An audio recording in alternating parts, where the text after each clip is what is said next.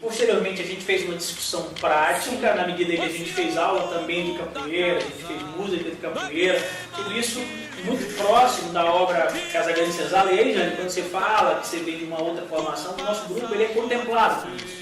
Na medida que o Olgaí, por exemplo, ele vem também já de uma outra formação que trabalha com o meio ambiente, a Solange, que é da filosofia, mas que também já trabalha com a pedagogia. Por isso que eu digo que o sucesso desse grupo, ele está de uma certa maneira ligado a toda uma experiência que a gente já tem.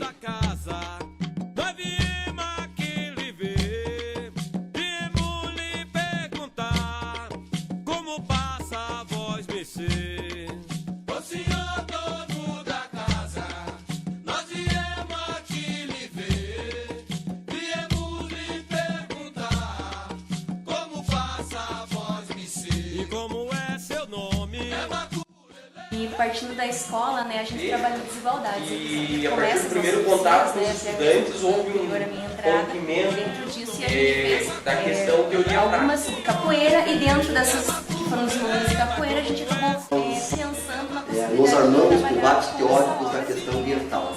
Então, como levar isso aos alunos? E o nosso programa de iniciação à docência, ele começa agora. O primeiro ano na universidade, né, a universidade experimenta no curso de filosofia esse primeiro trabalho de bolsas. E aí o que acontece? Esse grupo, de forma muito especial, ele adota o Colégio Túlio de França, e nesse colégio a gente estabelece uma relação entre filosofia e sociologia.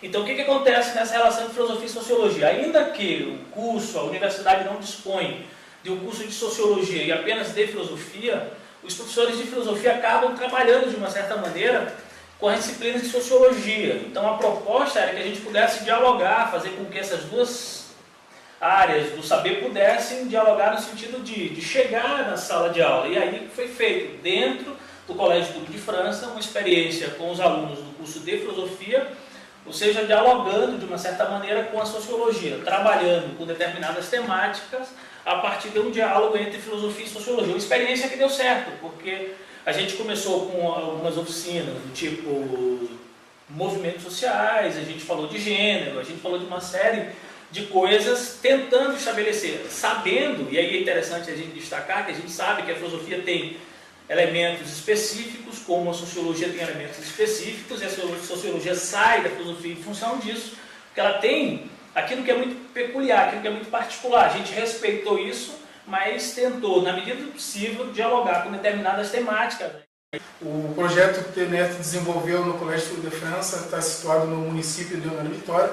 É um colégio já tradicional, já conhecido aqui da nossa região. Nós iniciamos um trabalho na ideia com a filosofia, né, no ensino médio. Mas levando em conta também que a gente, né, ministra aulas de sociologia também no ensino médio, e nós também, durante a nossa graduação, nós temos uma preparação adequada também para poder ministrar essas aulas, e juntamente também com o auxílio do professor Charles, também, que vem dessa área também, nós também resolvemos iniciar um trabalho na área da sociologia e da filosofia também, né, mantendo um diálogo dessas duas disciplinas, mas também cada uma com a sua característica. Pude perceber que, a partir do primeiro contato com os estudantes, houve um rompimento da questão teoria-prática. Quando você vai para a escola, eu que já entrei numa semana que teve 3 oficinas praticamente seguidas, num mês que teve bastante trabalho de contato com os alunos, a gente já chegou vendo que já havia rompido uma série de barreiras que existem entre professor e aluno. Eles tinham uma capacidade maior de dialogar através das oficinas, através dos temas. Eles tinham uma liberdade de falar, de se pôr dentro das oficinas, e a partir disso eu gostaria de saber como que o grupo, como foi anterior à minha entrada, como que o grupo conseguiu romper isso e conquistar o interesse e a audiência dos alunos, porque existe uma dificuldade muito grande que a gente conhece dentro da filosofia e da sociologia de conseguir isso. A ideia inicial do PIBID era sempre ouvir o aluno. A gente sempre tentou trabalhar com a participação do aluno, com a participação da escola. O primeiro contato que a gente teve com a escola foi conhecer essa escola, conhecer os documentos dessa escola, conhecer quem eram os indivíduos dessa escola. Porque só a partir disso a gente pode ter um diálogo efetivo com o aluno, dialogar com a própria realidade. A gente não pode chegar lá e impor o que a gente aprendeu em sala de aula e só repetir aquilo. Você precisa fazer um conteúdo que converse com a realidade do aluno. Por exemplo, a minha oficina que eu trabalhei foi uma oficina sobre sexo e gênero, sobre diversidade sexual. Nessa oficina, a temática foi escolhida justamente por isso, por você ouvir o aluno e ver a problemática do preconceito dentro da escola. Várias pesquisas mostram que a escola é um lugar de conflito e é um dos lugares mais preconceituosos da nossa sociedade. Então a ideia era dialogar com eles, mas a partir da realidade deles, nunca fugindo disso. É interessante, João, quando você coloca isso, porque assim, Matheus responde de uma certa maneira, que quando a gente começou essa atividade, nos primeiros passos, observando ali a escola, e Matheus coloca a questão do gênero, porque isso foi uma coisa que surgiu a partir dos alunos. Mas assim, talvez alguém possa nos ajudar a pensar que as primeiras oficinas, elas foram com determinadas dificuldades, assim, a gente enfrentou em função dessa escuta, e a gente teve que adaptar a discussão da filosofia e da sociologia para atender esse público, ou seja, o gênero foi uma coisa, o Matheus pesquisa isso, o Matheus discutiu agora no trabalho dele de monografia a questão de gênero, mas veja, ele discute isso, a gente conhece de leitura, mas ele é um pesquisador nessa área, mas só para que você entenda que você chegou depois no movimento, essa escuta gerou uma necessidade da gente estar produzindo pesquisa entre a gente, estudo em grupo entre a gente, e as coisas foram acontecendo, como foi o caso da dança. E à medida que nós fomos entrando em contato cada vez mais com os alunos, e nós começamos a se preparar para as próximas oficinas, esse vínculo que nós criamos com os alunos foi o suficiente para que nós tivéssemos todos os sucessos que tivemos nas demais oficinas, que mais tarde nós iremos falar também. Uma pergunta. Eu, enquanto professor de filosofia da Universidade Federal do Mato Grosso do Sul, e aí nós não temos o PIBID lá, eu fico pensando o seguinte, na fala do Matheus, porque assim, tratar de dança e diferenciar dança em relação à sociologia é muito tranquilo, porque a dança está ligada à estética, que é bem da área, na parte da filosofia, mas como dizer para o aluno que essa discussão que se faz, ou ela é sociológica ou ela é filosófica? Até que ponto ela, embora transite sobre as duas áreas, mas aí, dá para fazer uma diferenciação nesse sentido ou não?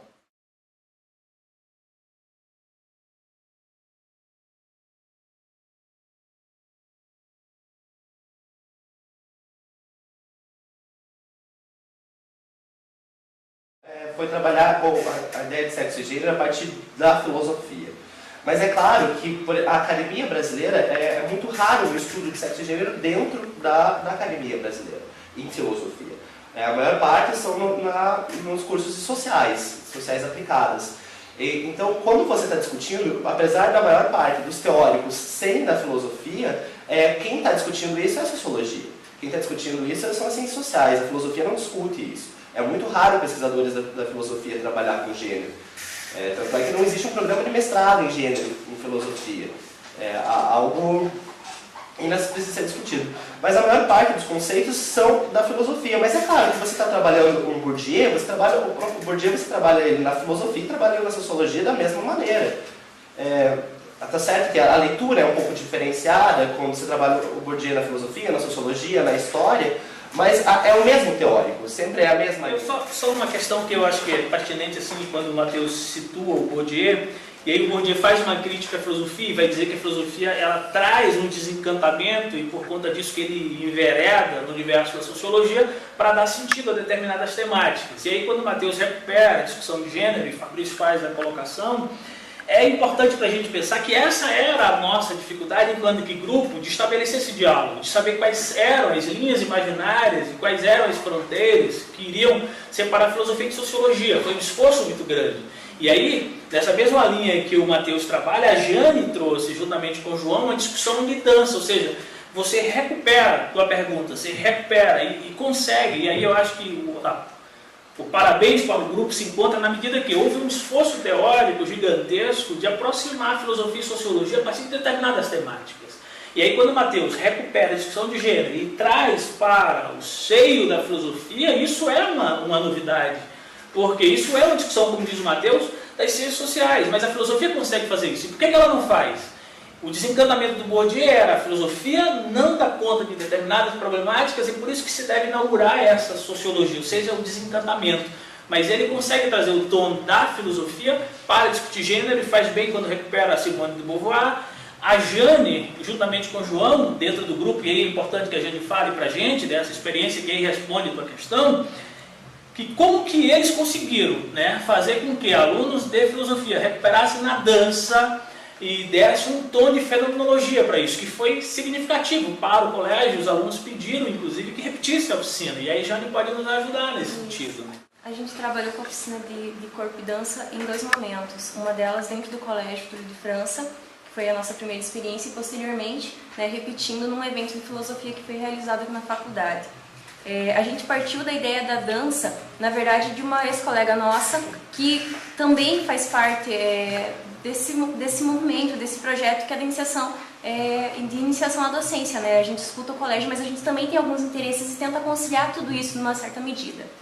Aí a gente pensou, né, trabalhar não somente a dança, mas fazer uma ponte com a questão da construção do corpo em Michel Foucault, né? A gente trabalhou muito com a questão teórica do vigiar e punir, e nisso a gente trabalhou com essa construção do corpo realizada por inúmeras instituições, especificamente dentro do espaço escolar, uma vez que essa oficina foi ministrada exatamente para uma turma de formação docência, ou seja, a turma do magistério. Então a gente levou esse questionamento de como o nosso corpo é construído e como a gente, enquanto acadêmico de licenciatura, e eles como futuros professores, acabam repetindo muitas vezes esses mesmos procedimentos de limitação e o que a gente está perdendo dentro de tudo isso. Aí, para pensar um pouco o que a gente está perdendo, que é toda a questão da sensibilidade, que o Merleau-Ponty vai estar apresentando, a gente resgatou na dança a figura de Isadora Duncan, que é uma bailarina pioneira da dança moderna, ou contemporânea, e com ela a gente fez uma série de exercícios, né, para que eles retomassem essa questão da sensibilidade, né, que é o que está sendo polida, muitas vezes, dentro de um espaço que deveria libertar, que é a escola, e não adestrar, que infelizmente é o que acontece. Eu acho que na segunda oficina ficou bem clara como você diversificar o método de abordagem, você levar, por exemplo, instrumentos como o data show, você levar música, você levar dança, facilita um contato entre o acadêmico, no caso nós bolsistas, ou mesmo o professor dentro da sala de aula com seus alunos. Você vai apresentando ali, nós apresentamos um trecho do Tempos Modernos do Charlie Chaplin.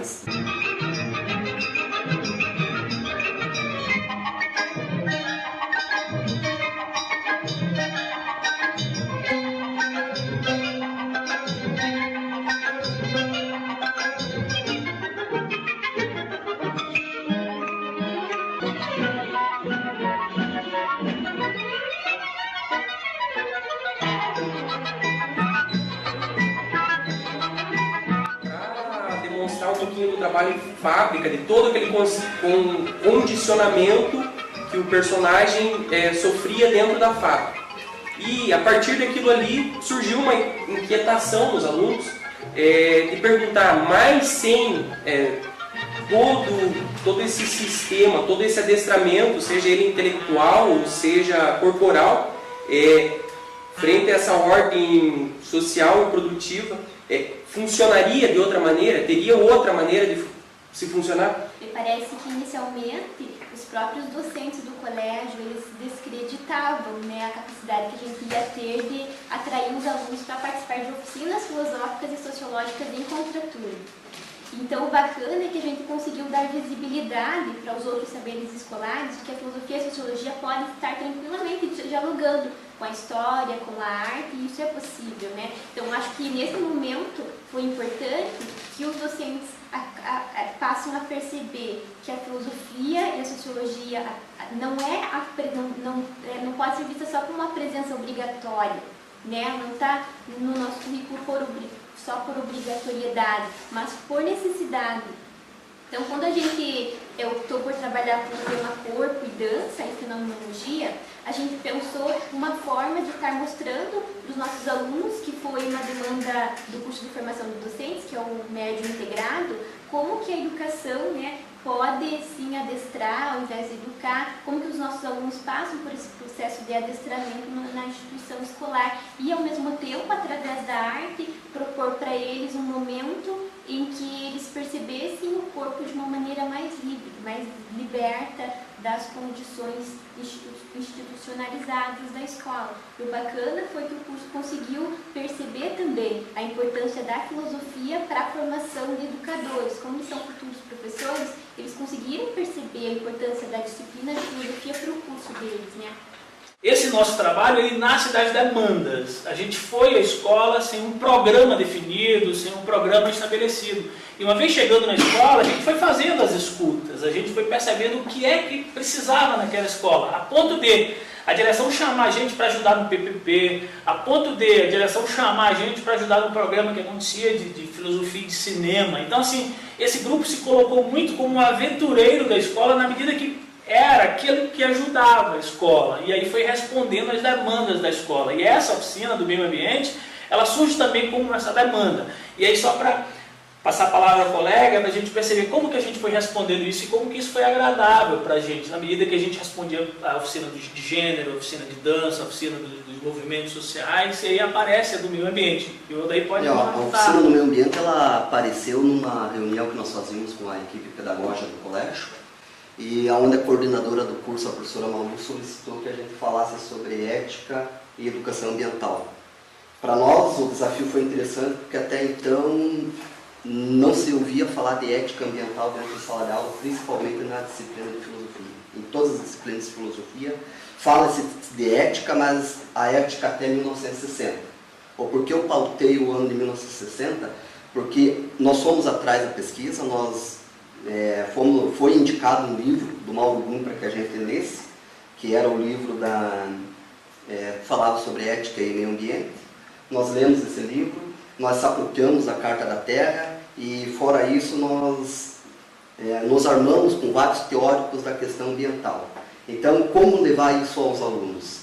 E quando a professora solicitou que a gente apresentasse esse tema, ela falou, procurem fazer de uma forma lúdica, para que se torne uma reunião gostosa. Então o desafio foi maior ainda. Como falar de um conceito de ética de uma forma que agradasse os alunos. Então o que nós fizemos além do preparo, do conteúdo, do conhecimento teórico, para poder abordar esse tema com os alunos? Nós partimos de dinâmicas, nós fizemos uma proposta de não ir lá chegar a fazer uma palestra, nós fizemos uma roda de chimarrão, foram levadas algumas cuias lá e começamos a tomar chimarrão. Nós distraímos o povo, fizemos dinâmicas para que eles começassem a participar. E o mais importante é que nós começamos a falar da ética e ficou compreensível que a ética filosófica ela trabalha mais a questão da relação humana. Em 1960 surgiu a necessidade de fazer um complemento dessa ética, que surgiu a ética ambiental. Então essa ética ambiental nada mais é do que a relação do homem com si mesmo e principalmente com outros seres. Inclui os seres, a fauna e a flora. Por nós estarmos passando um dos maiores problemas ambientais da atualidade, a coordenadora do curso deu esse tema para nós porque ela acreditou, já sabendo das outras oficinas, que sempre o pessoal participou e sempre foram oficinas gostosas, nós fizemos e a surpresa foi que nós havíamos preparado para 2 aulas.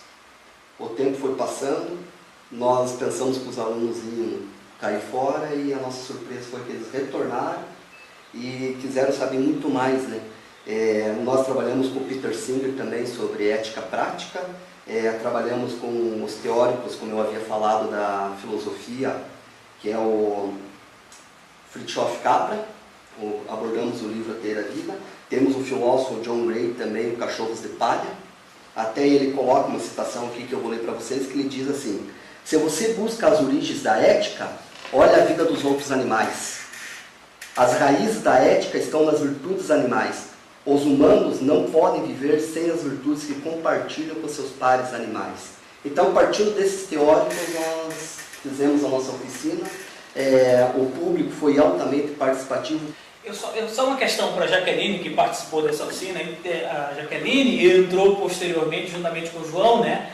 E aí você conseguiu perceber, você que é aluna do 3º ano, que fez agora a disciplina de ética, você conseguiu filtrar uma dificuldade dos alunos com relação a essa ética ambiental, no sentido de, houve uma divergência nesse sentido, porque assim, a gente tem um debate gigantesco em torno da ética, a gente não sabe o que é ético, a gente não sabe o que é moral fora das linhas da filosofia e talvez da sociologia, e aí a comunidade faz uma confusão com relação a isso. Você conseguiu perceber, com relação aos alunos que participavam ali, alguma dificuldade nesse sentido? Eles entenderam a ética ou havia confusão com relação ao conceito de ética e de moral, ou isso transcorreu de forma muito tranquila a partir das apresentações?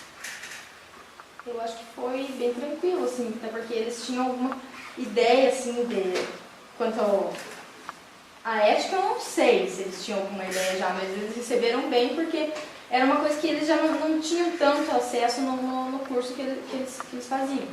Só que a ideia de colocar a ética, uma visão filosófica da ética ambiental para eles, porque é uma coisa mais técnica, mais prática, para eles, assim, acho que foi bem interessante, bem útil e uma coisa que eles vão usar bastante ainda, que foi muito bom para eles ter um acesso a mais. O interessante dessa oficina que da oficina e do curso, principalmente, que ela prepara o sujeito para o mercado de trabalho. O cara sai dali técnico ambiental e vai atuar no mercado. A partir dessa oficina de ética ambiental foi grande também o percentual de apontamentos de coisas que eles conheciam no cotidiano deles, em possíveis empresas que eles poderiam trabalhar posteriormente, e eles a perceber e apontar, não, isso aqui está errado. A maneira como estava sendo extraída os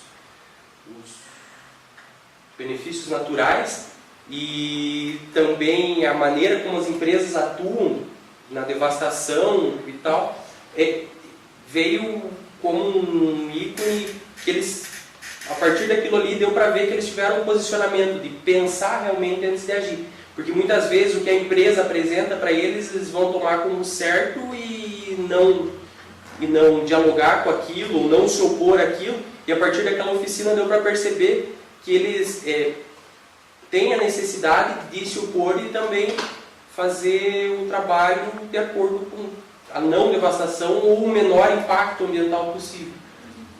Eu tenho uma pergunta, assim, não sei se Fabrício, que visita a nossa faculdade, que é da área de estética, tem alguma questão ainda a considerar com relação às oficinas que a gente fez do ponto de vista da dança e do gênero, mas enquanto isso eu queria só falar fazer uma provocação a Jane, que também, além da atividade que dança, a Jane estava envolvida, ou puxou as discussões da questão quando trouxe para a gente fazer a leitura da Casa Grande Senzala, do Gilberto Freire, e a gente fez uma oficina dessa natureza, que também foi um apelo da comunidade, ou seja, de todas as atividades feitas ali, o que ela pode falar disso, uma vez que a gente fez uma discussão teórica disso, né? A gente discutiu a questão afro-brasileira ali, partindo desse texto, e Jane ficou meio que responsável para debater com a gente esse texto. Isso, um pouco disso se dá pelo fato de eu ter uma outra formação, formada também em História. Já tinha contato com a Casa Grande Senzala de Gilberto Freire, e partindo da escola, a gente trabalha em desigualdades, inclusive começa as nossas oficinas, até mesmo anterior à minha entrada.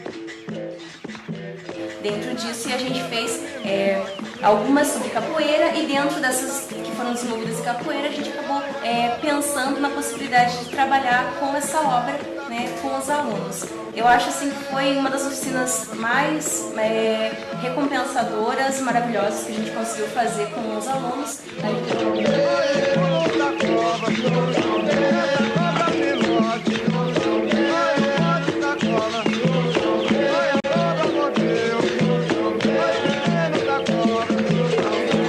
A gente levou partes do documentário, a gente trabalhou com eles a parte realmente teórica, e no final a gente conseguiu ainda fazer uma ponte com uma parte prática, Afinal, o Gilberto Freire, ele aborda toda a questão ali da gente, todo brasileiro, ter mesmo que, inclusive acho que é a inicial do capítulo, indiferente de branco, de olhos claros, todos nós temos na nossa cultura a presença do negro, se não na nossa cor, pelo menos nos nossos hábitos.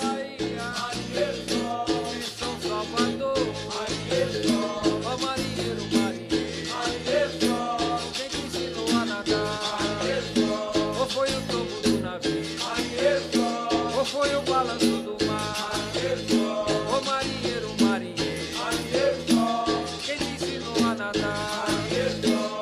foi o tombo do navio? Ou foi o balanço do mar? Lá vem, lá vem.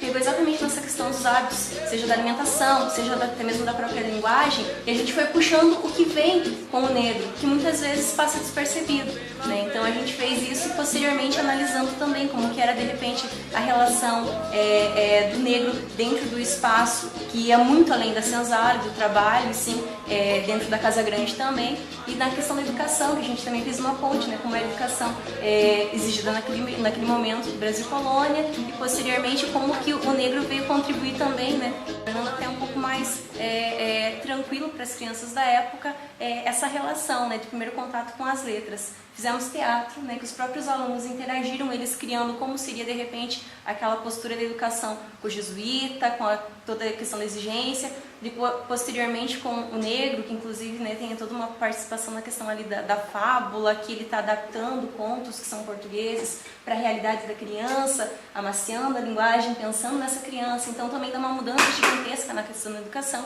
e os alunos, né, da nossa oficina, eles depois conseguiram fazer isso na prática, né, fazer teatros, ou então realizarmos algumas atividades como brincadeiras africanas, né, que eles também poderiam estar desenvolvendo nas escolas, uma vez que também foi uma oficina ministrada para o curso de formação na docência. Então a gente trouxe assim um leque muito grande de informações a partir dessa obra, e eu acho que foi muito bacana trabalhar com eles. Com relação à oficina sobre Casa Grande e Senzala, dá para dizer que ela foi um marco para o nosso grupo, porque até então, quando era solicitada uma oficina, geralmente a pessoa que dizia, eu quero fazer essa oficina, essa pessoa só ia atrás do conhecimento.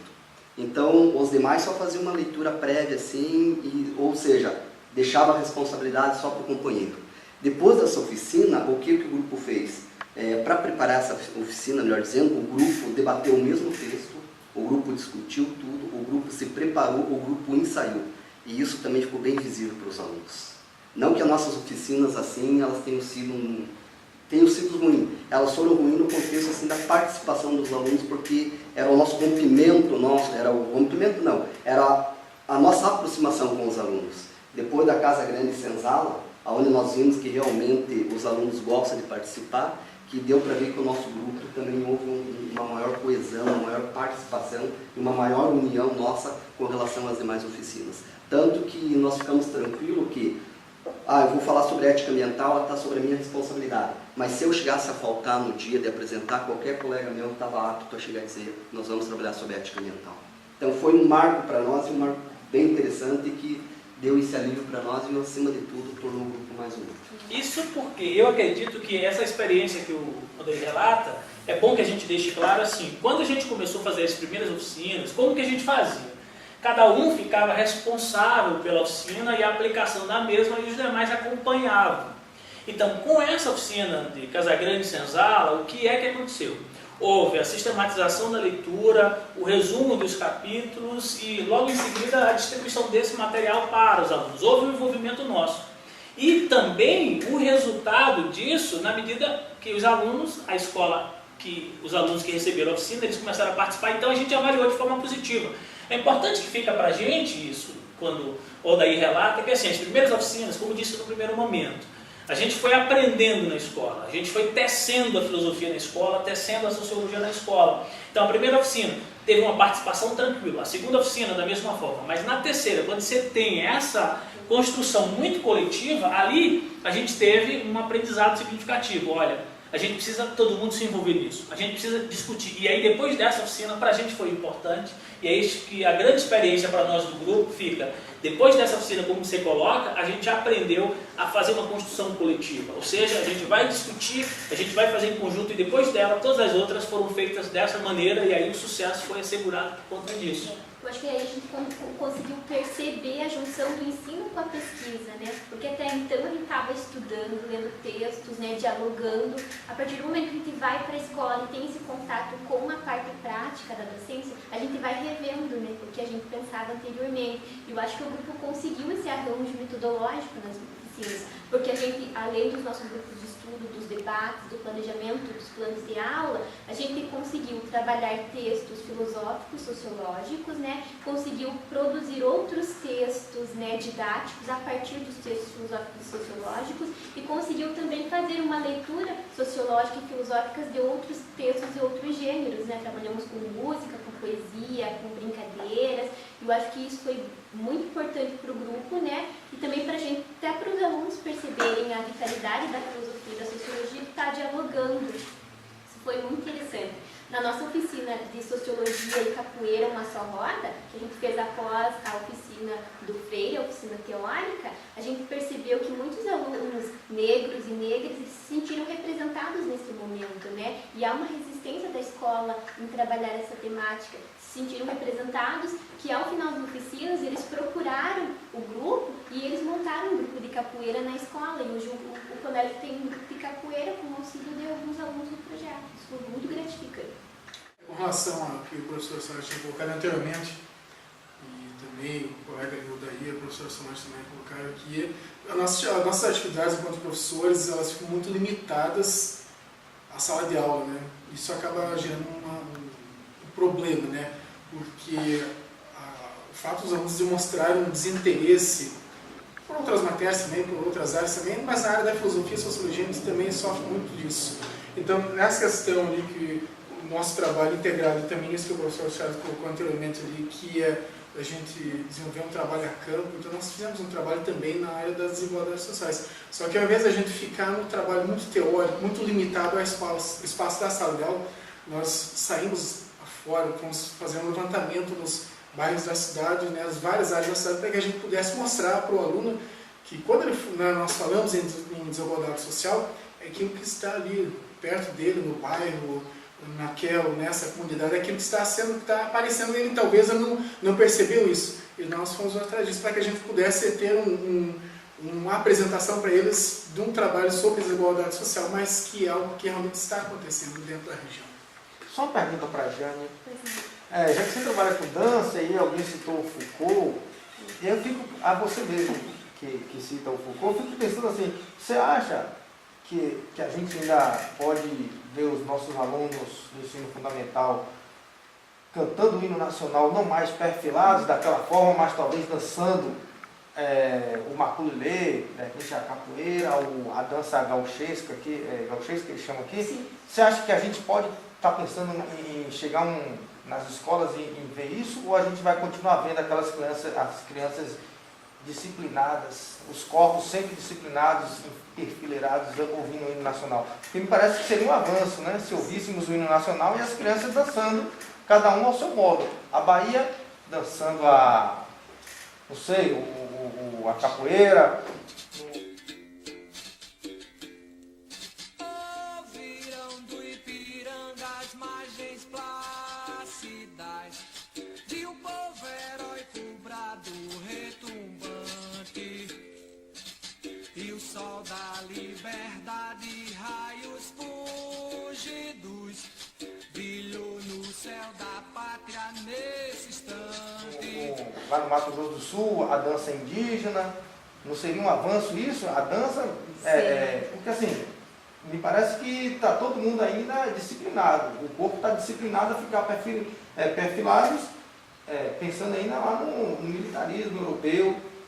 Isso. Seria um avanço ainda. Isso estou pensando aqui bem filosoficamente, já que vocês citam o Foucault e o próprio Merleau-Ponty. Eu acho que a primeira coisa, né, que a gente tem que pensar, e até acho que o bacana da gente ter feito essa oficina com alunos e também com futuros professores, é exatamente para estar mostrando, porque é tão eficaz esse sistema de disciplinamento dos corpos, que passa despercebido. Você sequer tem consciência de que você está reproduzindo algo que você é fruto de construção disso. A partir do momento que você revela para eles que eles estão controlando, que eles estão reproduzindo tudo isso, passa-se realmente a ter essa percepção e ao mesmo tempo já um cuidado da nossa parte para ver que a função da escola não é essa. Não é disciplinar o corpo, não é tornar ele dócil, não é tornar como diz você, né?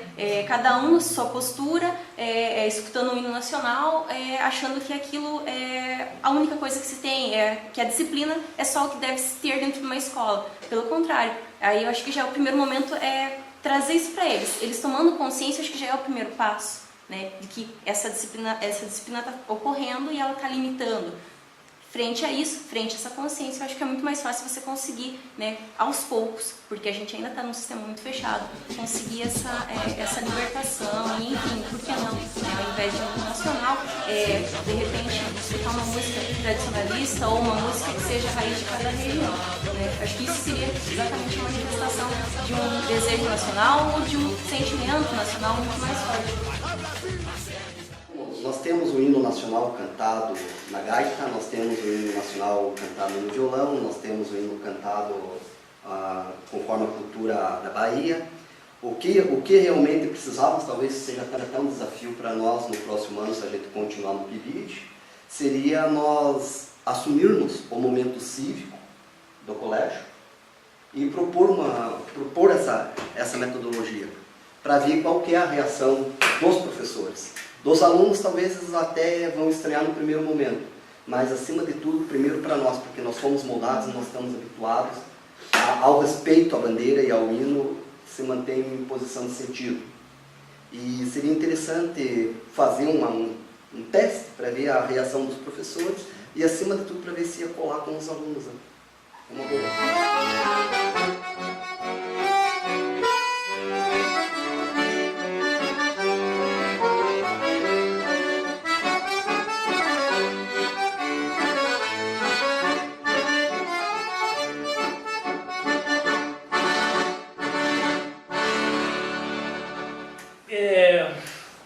Sim, eu acho que a discussão é essa.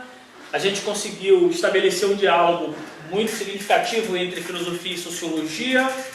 E essa roda de conversa nossa, ela expressa uma caminhada, ela consegue expressar uma experiência que foi vivenciada no Colégio Túlio e também em Semirante Aldair. Eu espero que ela se repita. Eu só queria fazer uma pergunta aqui ao Matheus, e na sequência a gente faz as nossas considerações. E a minha pergunta que eu queria fazer ao Matheus é o seguinte: o Matheus é o aluno do 4º ano, está deixando o grupo e vai deixar saudade, uma vez que a gente conseguiu estabelecer nesse grupo aqui uma relação muito bacana de amizade. Não só uma relação de filosofia com sociologia, mas a gente conseguiu tensionar debates, uma vez que a gente conseguiu provocar no chão da escola, no Túlio, algumas inquietações entre nossos alunos, como Solange aponta. Nós temos ali um grupo de capoeira funcionando porque nós fomos fazer isso. Ou seja, nós fizemos uma discussão de ética ambiental ali dentro e as pessoas pensaram, né, sobretudo a partir das suas circunstâncias, a partir das suas realidades. Fizemos ali uma discussão de gênero, sobretudo no estado, que é o estado do Paraná, um estado perverso, que ainda tem uma política perversa contra a mulher, e a gente pode falar isso de forma muito significativa, porque nós temos estudos que apontam o Estado brasileiro, um dos mais violentos ainda contra a mulher, é o Estado do Paraná. Então, assim, quando a gente consegue tensionar nesse espaço escolar, quando a gente consegue provocar nesse espaço escolar, eu acredito que a gente está fazendo revolução, como diz o Florestan Fernandes. É papel de cada aluno ser um rebelde. E aí a minha pergunta ao Matheus, como disse anteriormente, é um aluno significativo para o grupo, vai deixar saudade, não só no nosso grupo, como na universidade. É assim, qual é a experiência do PIBID para você? Você que ficou esse ano com a gente, você que está se formando, em poucas palavras, qual foi essa experiência do PIBID, essa vivência com a realidade ali no chão da escola? O que você pode dizer para os alunos que vão nos assistir, para as pessoas que vão nos ouvir? O que você deixa para os alunos que vão entrar? A gente sabe agora que o nosso projeto PIBID foi ampliado, né, com muito sacrifício e com muita luta. Nós teremos agora 45 bolsistas no curso de filosofia. Isso é um ganho significativo. O nosso projeto ele consegue provocar isso. Então você, qual é a mensagem que você deixa no sentido de a experiência do PIBID para você? Eu acho que todo mundo aqui do PIBID sabe, quando eu entrei no PIBID nunca foi minha intenção trabalhar dentro da escola. Eu faço uma licenciatura, mas minha ideia era fazer bacharelado. Eu estou na licenciatura porque a universidade só disponibiliza licenciatura em filosofia. No primeiro momento é complicado você começar a conhecer a realidade escolar, mas ao momento que você vai trabalhando e vai conhecendo a realidade dos alunos, você vai vendo o quanto é gratificante. Você sair da sala de aula, você ir ao banheiro e chega um aluno para você te parabenizar, falar que com aquilo ele conseguiu repensar a vida dele, conseguiu repensar, por exemplo, na temática de sexo e gênero, que foi a que eu mais trabalhei. É legal você conversar com os alunos, principalmente que a gente trabalhou também com formação de docentes, né? E a maior parte dos alunos são alunas, tem 2 meninos na formação de docentes. E interessante ver como os olhos delas brilhavam no ponto que você estava falando a respeito de uma iluminação simbólica que elas não viam. Que o tempo todo elas estavam reproduzindo valores. A própria leitura da Simone de Beauvoir, coloca que uma mulher é criada numa casa por mulheres. Então, no momento que você mostra para eles outra forma de se trabalhar, e também aprender que para você ser professor não precisa você chegar e só reproduzir conhecimento. Eu acho que o PIBID foi importante na questão de você aprender que outros recursos didáticos são muito mais importantes às vezes do que o próprio livro. Que a hora que você trabalha a dança, você trabalha a música, você trabalha o cinema, outras linguagens que facilitam o contato com os jovens, você tem um contato muito mais efetivo. A hora que você pega e coloca um livro na frente deles, talvez isso não represente a realidade deles. Mas a hora que você mostra um filme, como a própria ideia da oficina de cinema, você trabalhar o cinema a partir de animação, que não é a linguagem tradicional do cinema, a partir de uma linguagem mais fácil de ser compreendida, mas sem esquecer do conteúdo filosófico. Eu acho que isso é bastante importante, que no momento que se um dia eu for assumir uma sala de aula, eu vou estar muito mais preparado para isso.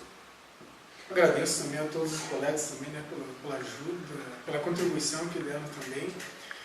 Assim, para ser bem simples e objetivo, sem dúvida que é uma caminhada com bastante dificuldade. O que nós trabalhamos todo trabalho é um passo para trabalhos posteriores, né? Eu acredito que a contribuição que ele dá é que o trabalho em sala de aula já está ultrapassado. O trabalho dentro da sala de aula tem que ser mais ampliado, mais bem elaborado, porque se na condição de professor estivermos trabalhando dentro apenas do espaço da sala de aula, a educação não vai ter mais o significado que ela merece. O bacana do PIBID para mim a formação foi não só a oportunidade de estar pesquisando, de estar aprendendo, de estar estudando, mas da maneira com que a gente conseguiu, de certa forma, demonstrar por o colégio a vitalidade da filosofia, que era o que eu e os demais professores de filosofia e sociologia do colégio não conseguiríamos. Né? Eu acho que o PIBID veio assim a somar para a minha formação, e como a gente está no chão da escola, né, e de certa forma tem uma relação forte com as disciplinas, quem leciona filosofia e sociologia de certa forma está bastante envolvido com as outras discussões do colégio, porque qualquer assunto é pedido para a filosofia e sociologia tratar como preconceito, discriminação, mas sempre gênero, mas sempre de uma forma muito transversal, né? E acho que a gente conseguiu trabalhar com conceitos filosóficos e sociológicos, isso foi bastante gratificante, né, para reafirmar a presença das disciplinas na escola. Eu questiono, de vez em quando, a nossa grade curricular, e a coisa que eu mais questiono é a pouca aula que nós temos no nosso currículo. Nós temos 30 horas em sala de aula, mais a regência são 10 aulas, ou seja, nós temos 40 horas aulas dentro de sala de aula com um período de 4 anos de curso. Então, para mim, isso é pouco. E o PIBID ele proporcionou. Eu entrei na licenciatura com o objetivo de lecionar realmente. Porém, eu nunca sabia se ia ser um bom professor, se eu ia conseguir ter o domínio da turma, se o que eu pensava eu ia conseguir fazer uma sequência lógica para poder expor aos alunos. E quando nós pegamos o número de pessoas que nós íamos apresentar nossa oficina sobre ética ambiental, falaram, você vai apresentar para as 4 turmas do técnico ambiental, que somos no total de 80 alunos, e tinha junto mais 3 professores. Eu, quando me levantei para iniciar a oficina, eu esqueci que tinha 80 pessoas, e eu comecei a falar, e percebi em mim mesmo que eu consigo ser professor. E se eu conseguir aplicar a metodologia que eu apliquei nessa oficina, lógico que meus colegas contribuíram muito, muito mesmo. Se eu conseguir aplicar pelo menos essa questão de você montar o raciocínio e seguir o raciocínio, que às vezes eu não consigo, eu vou me sair bem como professor. Então o PIBID ele proporcionou para mim essa experiência prática e, acima de tudo, ampliou em 10 vezes a hora-aula que eu tenho que ter para o curso de licenciatura. Gostaria primeiramente de agradecer a oportunidade de ser bolsista e falar que essa experiência do PIBID ela é muito enriquecedora pela troca de experiência que a gente tem. Talvez por a gente estar num grupo lá de 5 bolsistas, mais 2 supervisores, mais um coordenador, a gente perca um pouco esse medo de enfrentar a sala de aula, como o Dair falou. Será um questionamento que eu também tinha para mim. Como é que eu vou chegar numa sala onde está 20, 30, 40 adolescentes, tudo pulsando lá, como é que eu vou agir? E a partir do PIBID, a partir das oficinas, ficou mais claro entender, para mim pelo menos, que a possibilidade se amplifica a partir do diálogo, a partir da troca de experiências. Nós, como futuros professores, temos aqui uma oportunidade grande de tornar o nosso conhecimento mais vasto e também na parte da aplicação de metodologia, diversificar e aprender cada vez mais. O interessante do PIBID é que, além dos momentos de sala de aula, a gente tem um momento de teoria, né? O PIBID proporcionou para a gente escrever artigos, participar de eventos, fazer comunicações. Então, além da prática em sala de aula, a gente teve que unir a teoria. E eu sempre acreditei que a melhor forma de você ficar seguro dentro de uma sala de aula é você ter o domínio teórico. A partir do momento que você se apropria disso e você tem certeza daquilo que você está falando, você consegue ter um domínio de uma sala. E eu achei interessante isso no PIBID. A gente nunca esqueceu a teoria. A gente trabalhou a prática de uma forma efetiva, a gente trabalhou de uma forma mais lúdica, em forma de oficina, para não ficar tão pesado para os alunos, mas sempre sem esquecer do conteúdo filosófico, que é básico da nossa disciplina. Bom, para minha experiência, né, como eu falei, eu já tenho uma outra formação e trabalho já há alguns anos na educação, porém no sistema privado, e a minha principal crítica é essa ideia conteudista. É algo que lá eu me vejo pelo sistema obrigada a fazer, mas que o PIBID veio literalmente me libertar, porque ele permite essa escuta da escola, ele permite você construir coletivamente, porque a gente sempre trabalhou aqui em grupo, trocando ideias, pensando coisas também na parte prática, que é o que a gente tentou e conseguiu em todas as oficinas conciliar. Então, torna muito mais dinâmico, muito mais prazeroso para esse aluno. Ele tem prazer em vir para uma oficina, ele faz, ele participa e, de fato, isso é educação, né? Então, é um momento que eu realmente revi muito minha postura em sala de aula. E hoje eu acho que eu estou conseguindo também fugir, não somente no PIBID, mas também no outro trabalho, um pouco desse conteudismo, que era o que eu até então fazia. Hoje eu já consegui, né, ser muito mais dinâmica também nesse sentido, graças a essa experiência que eu estou tendo na iniciação à docência do PIBID. Eu acho que sim, o PIBID é uma coisa que só complementa o que a gente aprende na faculdade. Porque você está de um jeito ou de outro, aqui a gente está dizendo que a gente tem que fugir dessa coisa dentro de sala de aula, mas na faculdade também é. Você está ali, você está escutando o professor, a nossa turma não é muito participativa na faculdade, a gente sempre fica quieto, só escutando. E o PIBID é uma oportunidade de você estar com todo mundo, é uma coisa coletiva. Se você, só um aqui não ia conseguir fazer nada. Todo mundo se ajuda, todo mundo conversa, todo mundo... Por mais que cada um pense uma coisa diferente, a gente junta tudo, cada um está buscando a mesma coisa, passar para o aluno, mas não daquela forma que está impondo para ele. Você está dando a oportunidade do aluno te questionar e você se questionar o que você está buscando está certo, o que você está passando está certo, o que você está aprendendo está certo. É uma oportunidade de você aprender mais de um jeito diferente, né? Poder participar na escola Se a gente for lembrar das nossas primeiras oficinas, ou de como a gente pensou em fazer, a gente ia ministrar verdadeiras palestras, né? Ler tratados filosóficos, e foi só com esse contato com o chão da escola que a gente conseguiu rever as nossas metodologias sem perder a especificidade, o trabalho com os conceitos. Mas o bacana é que a gente também trabalhou com as questões, né? Eu acho que muitas vezes a gente fica limitado aos conceitos, à recriação de conceitos, e trabalhando com as questões, com a vitalidade das questões, que a filosofia traz, que a sociologia traz, conseguiu trazer a realidade das juventudes presentes no Colégio Clube de França, uma vez que no colégio recebe alunos do interior, do centro, dos bairros, então é um colégio que possui uma diversidade imensa, além de trabalhar com o ensino médio regular e com o médio integrado. Então, eu acho que essa experiência foi muito enriquecedora para a nossa prática. Então, assim, para a gente finalizar esse nosso trabalho, eu pessoalmente gostaria muito de agradecer o grupo, dizer o seguinte, que o sucesso do nosso trabalho, ele nasce justamente em função de cada sujeito que aqui se encontra, a partir da sua singularidade, a partir das suas diferenças.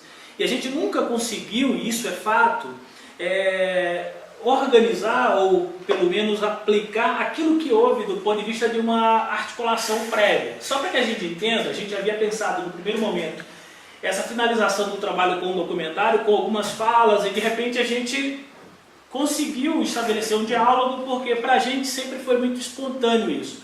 E aí agradecer a Fabrício, professor da Universidade Federal, que nos visita pela segunda vez e não era parte do projeto e de repente se colocou e aí à disposição e foi contribuindo, foi ajudando. Só para dizer que esse é o nosso trabalho, que essa é a cara do nosso grupo.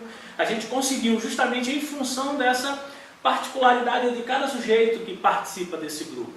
A gente conseguiu fazer boas leituras, a gente conseguiu fazer boas oficinas, como também, e isso vale para os outros grupos, a gente conseguiu fazer boas farras. Isso é uma coisa muito significativa que a gente deve assinalar, uma vez que há uma unidade nesse grupo. Aqui a gente se coloca muito mais do que professor, muito mais do que supervisor, muito mais do que acadêmico. Pelo contrário, a gente sempre se colocou como igual no sentido de um projeto. Qual é o projeto? De estabelecer um diálogo entre filosofia e sociologia. E aí serve o agradecimento à professora Gisele, que confiou nesse trabalho e que deu total autonomia para que a gente fizesse isso, também do professor Samon, e sobretudo a nossa equipe. Eu acho que o mérito desse grupo se deve justamente ao próprio grupo e não a qualquer elemento de fora, pelo contrário, ao grupo, na medida que... E aí, claro, que a gente tem um diferencial com relação aos outros grupos, uma vez que a gente tem dois supervisores. A gente tem o Odair, que é professor de filosofia, que nos ajudou muito. A gente tem a professora Solange, que é professora de filosofia e de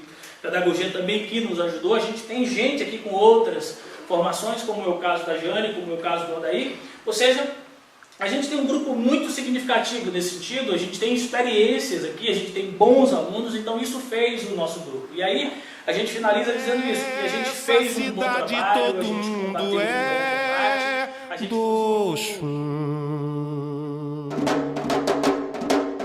Homem, menino, menina, mulher, toda essa gente irradia magia,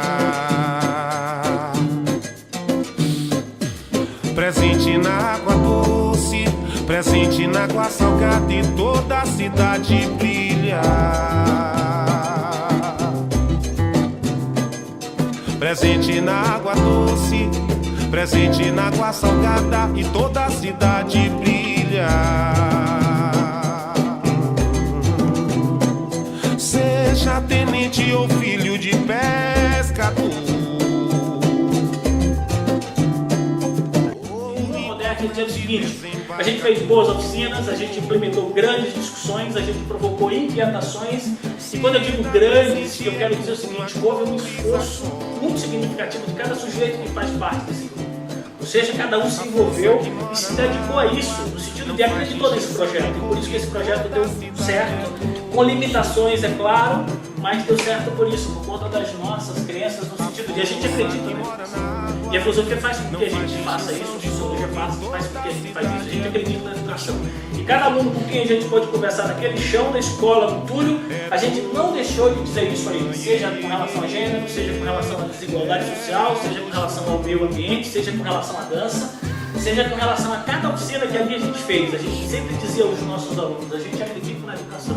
E esse país pode ser diferente se a gente sustentar essa bandeira de crença, no sentido que a educação melhora, e melhora sobretudo a nossa vida, porque a gente pode pensar diferente. E quando a gente pensa diferente, gente, como dizia a Teresa de dizer, a gente não só muda a gente, mas também a gente muda o mundo, e essa foi a nossa tarefa. Por isso que esse diálogo se efetivou enquanto filosofia e sociologia. Por que estabelecer o diálogo entre esses dois saberes? Justamente porque é um diálogo interrompido, né? A filosofia se desmembra da sociologia e a sociologia da filosofia, e a gente aqui, não na Vitória, trouxe essa possibilidade de resgate, sobretudo numa escola, no sentido de filosofia e sociologia precisam fazer essa conversa, precisam pensar temáticas para que o nosso aluno consiga entender bem e pensar bem. Então, por isso a gente finaliza o nosso trabalho dizendo parabéns a todos nós, ok?